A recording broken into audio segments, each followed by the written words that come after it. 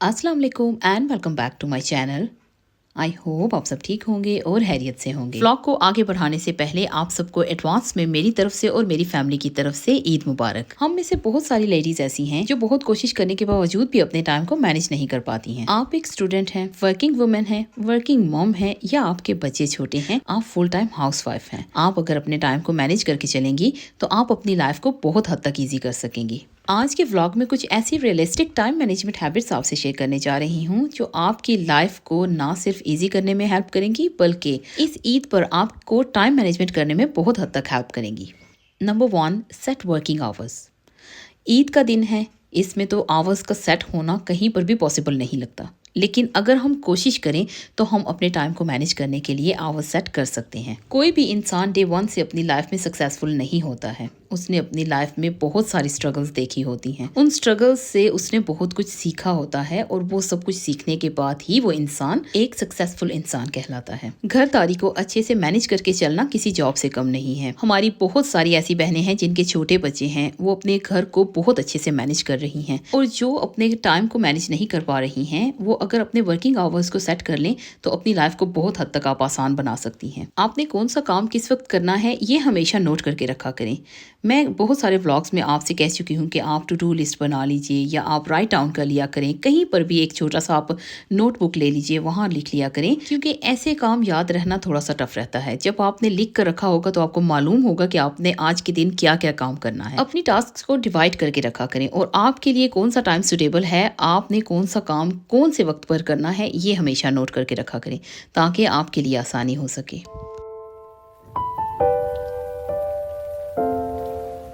Number 2, power hours. हम सबके power hours different होते हैं, ये हम पर डिपेंड करता है। हमने रात को अगर पूरी नींद ली है तो सुबह के वक्त कुछ लोगों के पावर आवर्स होते हैं जिसमें वो अपना काम करना पसंद भी करते हैं और एक्टिव भी रहते हैं। कुछ लोग जिनकी रात को नींद पूरी नहीं होती है, सुबह के वक्त उन्हें काम करना अच्छा नहीं लगता है, वो आफ्टरनून में थोड़े से जाकर एक्टिव होते हैं, और कुछ लोग तो रात को एक्टिव होते हैं। ये आप पर डिपेंड करता है कि आपके पावर आवर्स कौन से हैं जो आपको अलाउ करेंगे जिसमें आप अपने घर के कुछ टास्क को कंप्लीट कर सकें। यहाँ अगर मैं अपनी बात करूं तो मेरे पावर आवर्स सुबह नमाज फजर के बाद स्टार्ट होते हैं और तकरीबन 12 बजे तक मैं एक्टिव रहती हूं। और अभी माह रमजान में रूटीन थोड़ी सी चेंज है, जोहर तक मैं कुछ काम कंप्लीट कर लेती हूं। जोहर की नमाज अदा करने के बाद जोहर और असर में एक छोटा सा मैं नैप ले लेती हूँ, फिर उसके बाद मैं अफ्तार की तैयारी करती हूँ। और जो मेरे मॉर्निंग 9 o'clock से लेकर जोहर की नमाज तक आवर्स होते हैं उससे मैं वर्क फ्रॉम होम भी होती हूँ। माह रमजान में हमारे लिए फ्लेक्सिबल आवर्स होते हैं, आवर्स वर्किंग फ्रॉम होम, और मेरे लिए बहुत आसानी इसलिए थी मैं ब्रेक्स में अफ्तार तैयारी कर लेती थी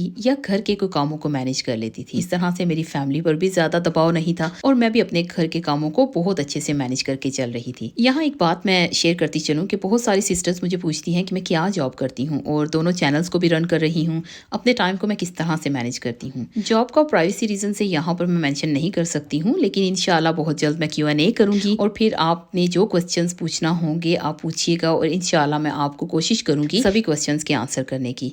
और जहाँ तक बात है कि मैं दोनों चैनल्स को रन कर रही हूँ और मैं टाइम को किस तरह से मैनेज करती हूँ, ये मैं आपसे ज़रूर शेयर करूँगी। मैं बहुत स्ट्रिक्टली टाइम मैनेजमेंट फॉलो करती हूँ और अपने काम जिस टाइम पर मुझे करना होते हैं मैं उसी टाइम पर करती हूँ। मैं कभी भी आज का काम कल पर और कल का काम फिर कल पर नहीं छोड़ती हूँ। जो अभी काम करना है उसे मैं अभी करके कंप्लीट कर देती हूँ। और मैं बहुत सालों से, जब से मेरे बच्चों ने नर्सरी स्टार्ट की थी तब से लेकर अभी माशाल्लाह यूनिवर्सिटी स्टूडेंट्स हैं अभी तक, मैं सुबह बहुत जल्दी जागती हूँ और अपने ज़्यादा से ज़्यादा काम मैं सुबह के वक्त कंप्लीट कर लेती हूँ। और यहाँ मैं ये भी बताती चलूँ कि जब मेरे बच्चों ने नर्सरी स्टार्ट की थी तब भी मैं वर्किंग वुमेन थी और अभी तक मैं जॉब करती हूँ। और आप अब यहाँ से अंदाज़ा लगा सकते हैं कि इतने सालों में जब हम अपने टाइम को मैनेज करके चलते हैं तो वो प्रैक्टिस कर करके हमारी हैबिट बन जाती है और हमारी कोई भी अच्छी आदत हमारी ही ज़िंदगी को आसान बनाने में मदद करती है। आप अपनी सेहत को मद्देनज़र रखते हुए आप इस चीज़ का ध्यान रखिए कि आपके पावर आवर्स क्या हैं, आपको कौन से आवर्स में एक्टिव फील होता है। आप उन आवर्स को बिल्कुल भी बैठकर ज़ाया मत किया करें। उन आवर्स में जितना हो सके अपने काम को समेटा करें, अपने काम को कंप्लीट किया करें।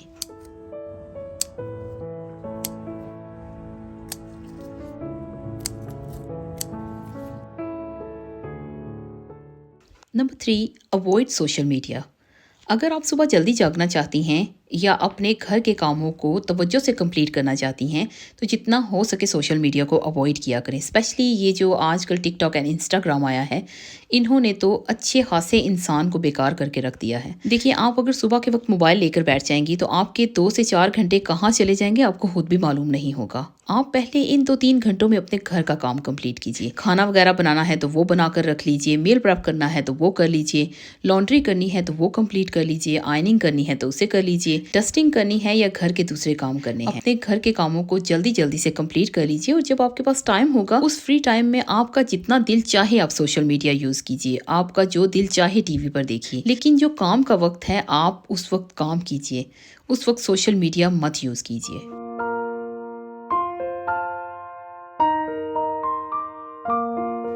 Number 4, weekend tasks. वीकेंड पर आप बहुत सारा काम कंप्लीट कर सकती हैं, लॉन्ड्री कर सकती हैं, आयनिंग कर सकती हैं। नेक्स्ट वीक के लिए आप प्लान कर सकती हैं कि आपने क्या क्या काम करना है, बल्कि आने वाली वीक में आपने खाना क्या क्या बनाना है आप वो भी लिख कर रख सकती हैं। ये आप ही की जिंदगी को आसान बनाने में आपकी मदद करेगा। अगर आपके बच्चे छोटे हैं, आपको स्कूल पिक एंड ड्रॉप करना है, या आप घर पर आती हैं, बच्चों का खाना बनाना, बच्चों को खाना देना, उनके स्कूल लंच पैक करना, या उसके अलावा उनके यूनिफॉर्म वॉश करना, बच्चों को होमवर्क कराना, ये सारे काम भी आपके घर के कामों में शामिल हैं। तो आपके लिए काम डबल होते हैं। जब बच्चे बड़े हो जाते हैं तो फिर वो अपनी रिस्पॉन्सिबिलिटीज खुद संभालने लगते हैं, फिर इतने ज्यादा घर के काम नहीं होते हैं। लेकिन ये भी तभी मुमकिन होगा जब आप अपने बच्चों को घर के कामों में इन्वॉल्व करेंगे। देखिए, जब आपके बच्चे छोटे होते हैं काम ज्यादा होते हैं, इस चीज को मैं मानती हूँ, लेकिन जैसे ही आप अपने टाइम को मैनेज करेंगी तो बिलीव मी, आपके वही जो ज्यादा काम है वो आप इतनी आसानी से कर पाएंगे कि आपके लिए बिल्कुल भी मुश्किल नहीं होगी।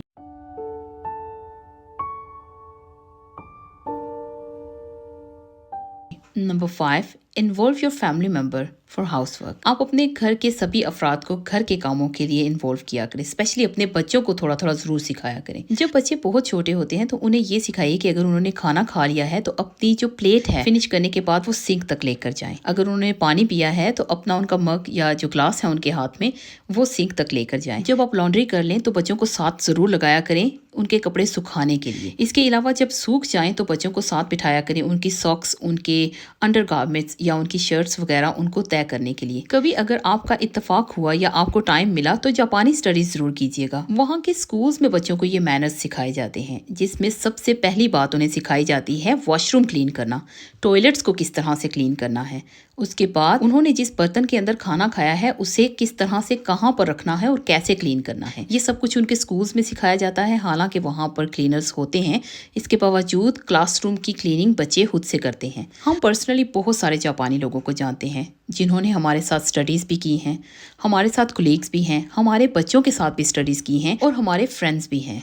जब ये हम लोगों में बैठते हैं तो इनके बैठने का अंदाज, इनके खाने का अंदाज, इनके मैनर्स साफ दिखाई देते हैं, इनकी तमीज़, इनकी तहजीब साफ दिखाई देती है। ये लोग इतनी तहजीब वाले हैं कि इनके साथ बैठना भी बहुत अच्छा लगता है। और ये जब भी बैठते हैं किसी के साथ भी तो ये कुछ ना कुछ अच्छा ही सिखा कर जाते हैं। ये बात यहाँ पर करने का मकसद सिर्फ यही है कि ये लोग अपने बच्चों को अपने घर के कामों में इन्वॉल्व करते हैं। इनके घरों में छोटे छोटे बच्चे खाना बना रहे होते हैं और वो जब बड़े हो जाते हैं, यहाँ दूसरी कंट्रीज में स्टडीज के लिए आते हैं, तो उन बच्चों के पास हमारे बच्चों की निस्बत ज्यादा इंफॉर्मेशन और ज्यादा अक्ल होती है। ये खाने की भी रिस्पेक्ट करते हैं। ये सब कुछ सिर्फ वहाँ से सीखते हैं जब इनके माँ बाप इनको छोटी उम्र में ये सब कुछ सिखाते हैं, इसलिए वो अपनी जिंदगी में कामयाब भी हैं।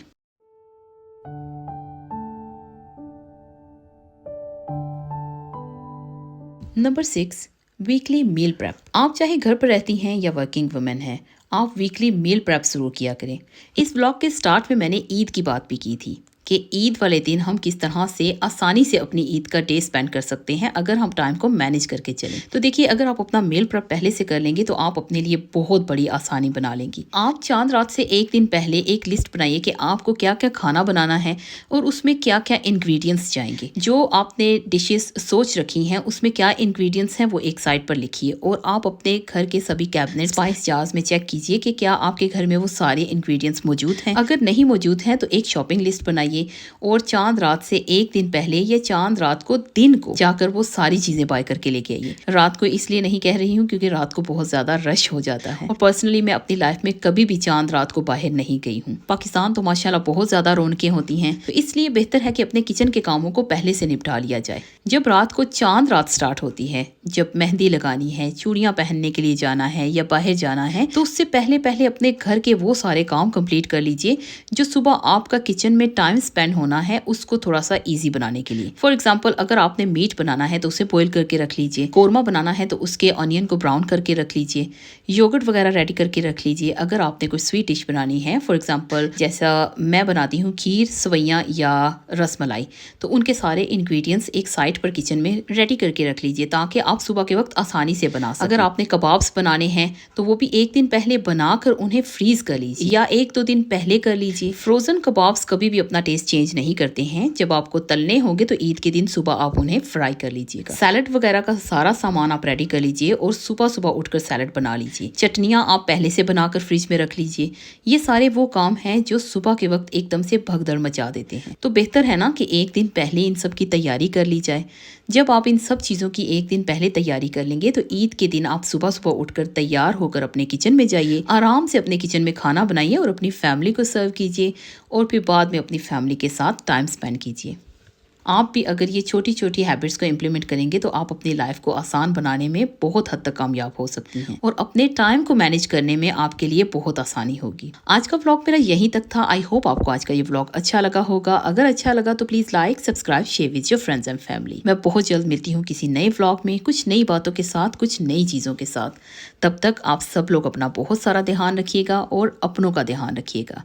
आप सबको एडवांस में मेरी तरफ से ईद मुबारक। इसी के साथ इजाज़त चाहूँगी। अल्लाह हाफिज़।